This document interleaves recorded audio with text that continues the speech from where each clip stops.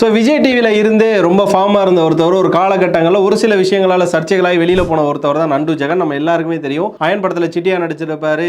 இப்போ வந்து இந்தியன் 2 படத்தில் நல்லா நடிச்சிருப்பாருன்னு வச்சுங்களேன். அவர் பார்த்தீங்க அப்படின்னா இந்த பிக் பாஸ் சீசன் 8 உள்ள வரதாகவும் ஒரு டாக் போயிட்டு இருக்கு. நம்ம எல்லாருக்குமே தெரியும் நண்டு ஜெகன் வந்து அவர் கலாய்க்க தான் செய்வார் தவிர யாரும் இன்டெப்த்தாக பர்சனல் ஹர்ட்லாம் பண்ண மாட்டார். பட் அவர் கலாய்க்கிறது அப்படி தான் இருக்கும் அப்படின்ற பட்சத்தில் ஜெகன் அவர்களோட கலாய் அந்த பிக் பாஸ் ஷீட்டில் எப்படி இருக்குன்னு சொல்லி இமேஜின் பண்ணி பார்த்தாலே இந்த சீசனை ரிவ்யூ பண்ணுறவங்களுக்குலாம் சரியான தீனி இருக்குப்பா அப்படிங்கிற மாதிரியான ஒரு விஷயம் தான். ஸோ இதை தொடர்ந்து நண்டு ஜெயனுக்கு அப்புறம் யார் வர போகிறோன்னு பார்த்தீங்கன்னா அக்ஷிதா அவர்கள் வராங்க. நம்ம விஜய் டெலிவிஷன்லேயே சீரியல் ஆக்ட்ரஸாக இருக்கக்கூடியவங்க அவங்களோட சிரிப்புக்குனே தனி ஃபேன் பேஸ் இருக்குது. அவங்களும் பார்த்தீங்கன்னா அந்த பிக் பாஸ் சீசன் 8 வந்து ஒரு பார்ட்டிசிபெண்ட்டாக வராங்க. அதே நேரம் பார்த்தீங்கன்னா நம்ம கட்டதுரா அவர்கள் உள்ள வரார். ரியாஸ் அவர்கள் ஒரு பக்கம் நம்ம ஷாரிக் வந்து சீசன் 2 ஒரு கண்டஸ்டண்டாக உள்ள வந்தார். பிக் பாஸ் அல்டிமேட்டில் உள்ள வந்தார். ஷாரிக் எப்பவுமே தெரியும் கண்டென்ட்டுக்கு பஞ்சமே இல்லாதவர், வேற லெவலாக உள்ள பெர்ஃபார்ம் பண்ணுவார். அவரோட அப்பாவான ரியாஸ் அவர்கள் உள்ள வராரு. அண்மையில் கூட அவர் மேலே பல சர்ச்சை வழக்குகள் இருந்தாலுமே அதெல்லாம் இல்லைன்னு கிளாரிஃபிகேஷனோட அவர் பிக் பாஸ் சீட்டுக்குள்ள வராரு.